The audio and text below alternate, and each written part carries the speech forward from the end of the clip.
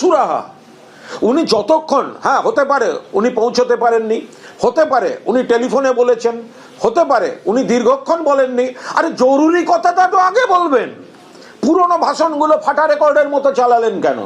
জরুরি কথাটা তো আগে বলবেন। তো সেই জায়গায় দাঁড়িয়ে তখন এই জায়গায় সম্পূর্ণভাবে আমরা বলছি যে এই এসআইআর এর হঠকারী বিজেপি যেভাবে মানুষের নাম বাদ দেওয়ার দায়িত্ব চাপিয়ে দিয়ে জাতীয় নির্বাচন কমিশনকে ব্যবহার করে হঠকারী পদক্ষেপ এসআইআর নিয়ে নিয়েছিল, তো তাতে এই যে মতুয়া সম্প্রদায় যে বিজেপি মুখে বলছিল সিএ দিয়ে করে দেবো, আমরা বলছিলাম কোনো নোটিফিকেশন তো নেই, প্রসেস তো চালু হয়নি। সুপ্রিম কোর্ট তো বলেছে যে, সুপ্রিম কোর্ট বলেছে আগে নাগরিকত্ব পরে ভোটার, ফলে মতুয়া সম্প্রদায় খুব সমস্যার মধ্যে পড়ে গিয়েছে। প্রধানমন্ত্রী একটি শব্দ বললেন না।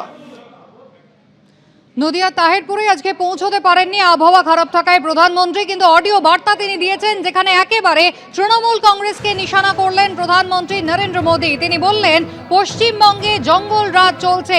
বিহার জয়ের প্রসঙ্গ উল্লেখ করলেন প্রধানমন্ত্রী এবং বললেন বিহারের বিজেপির জয় পশ্চিমবঙ্গে বিজেপির জয়ের রাস্তা গড়ে দিয়েছে।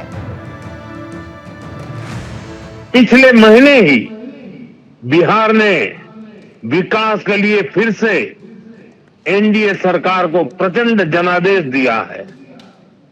बिहार में भाजपा एनडीए की प्रचंड विजय के बाद मैंने एक बात कही थी।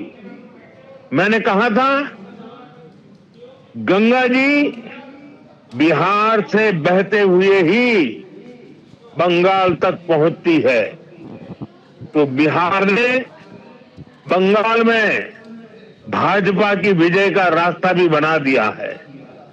साथियों, बिहार ने जंगल राज को एक सूर से, एक स्वर से नकार दिया है।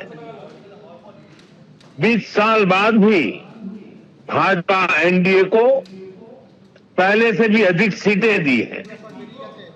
अब पश्चिम बंगाल में जो महाजंगल राज चल रहा है उससे हमें मुक्ति पानी है, और इसलिए पश्चिम बंगाल कह रहा है, पश्चिम बंगाल का बच्चा बच्चा कह रहा है, पश्चिम बंगाल का हर गांव, हर शहर, हर गली, हर मोहल्ला कह रहा है बाजते छाई बीजेपी ताई, बाजते छाई বিজেপি তাই। এবিপি আনন্দ, এগিয়ে থাকে, এগিয়ে রাখে।